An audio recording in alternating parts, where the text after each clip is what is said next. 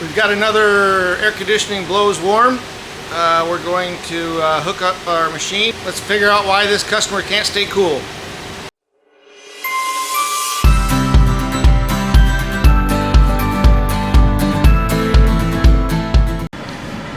Alright, so I'm sitting in the Acadia here.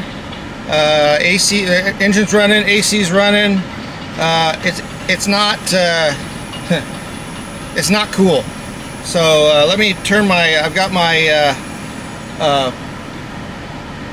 infrared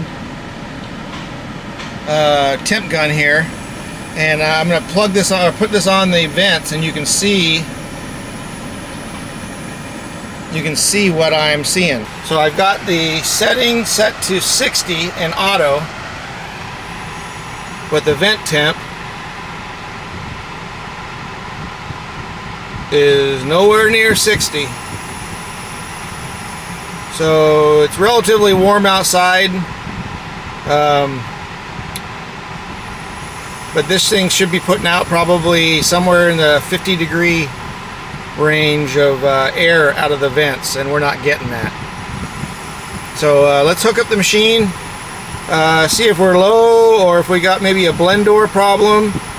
These things have blend door issues to where the cool air and the warm air don't mix properly, and it'll cause a problem. But we'll get the machine hooked up and we'll go from there.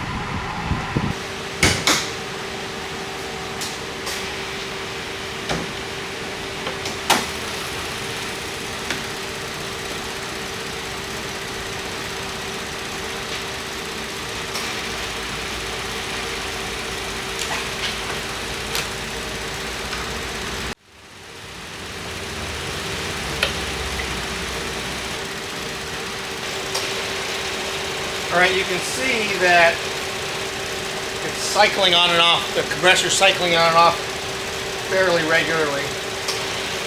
When it pulls, when the low side pulls down, it pulls down really fast. Pretty good indication that the system's just low.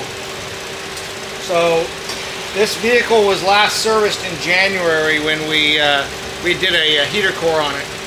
We had to evacuate the air conditioning system. It was full then, and we recharged it full. So since January, it's July now, so a little over 6 months. It's lost enough refrigerant to cause a performance problem and for the compressor to cycle on and off. So our task now is to find out why we are low. We always put a dye in the system when we do a service, so we're going to check real fast for any indication of a fluorescent dye.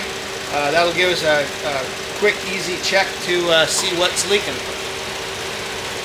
So the dye we use in the system is an ultraviolet dye. This is an ultraviolet light. You can see it's purple on my hand.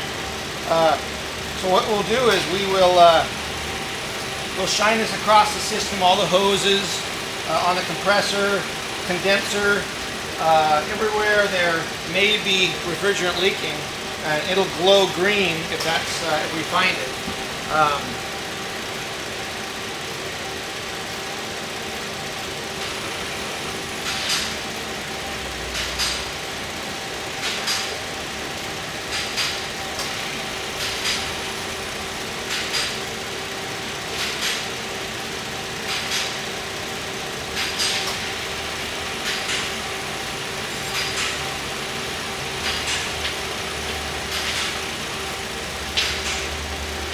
Now the only place we can't use the light is on the evaporator. If the evaporator is leaking, then we're going to be using a CO2 gas into fill the system with a CO2 gas, and then use a CO2 detector to find any potential leaks.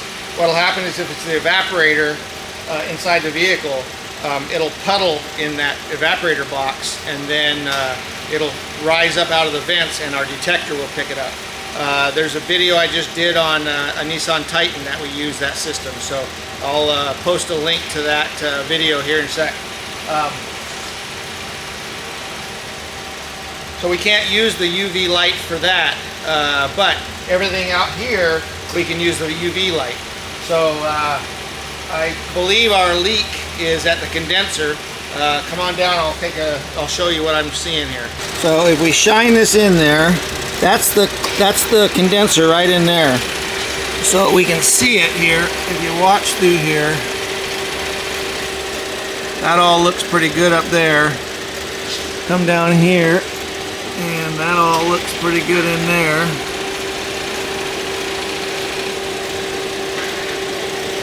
Until we get right there. Hopefully it'll pick up on that. See, that's green right there? The green is the oil that's leaked out with the refrigerant. And that's the condenser tank right there. Pretty common problem. The only fix to that is to replace that condenser. But now, even if you don't have the fancy equipment we have, you're doing this on your own, just with the light, if you watch here, I'm going to do it with just my flashlight. Just watch how, see how it's all dry in there? It's dry, it's dry, it's dry. But right there, it's all oily.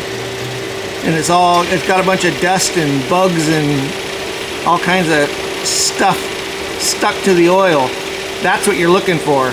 That's the exact same residue that the UV light's picking up, but this is just a regular white flashlight. So you can do this on your own to find that leak. But this thing's going to take a condenser to fix. No sense in checking the evaporator with CO2. Our problem is with the condenser.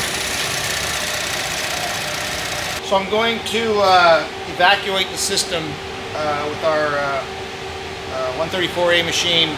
I want to see how low the system is.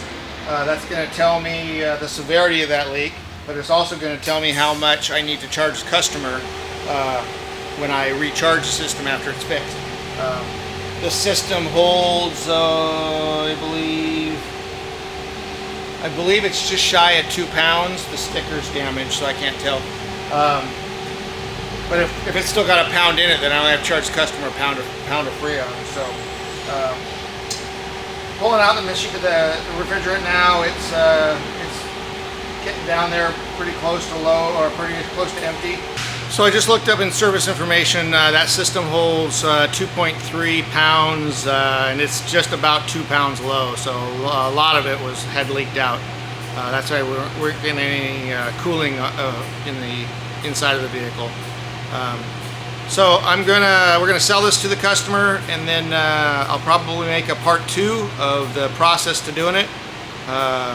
It's not a huge job. We gotta take the front bumper off, so it's involved.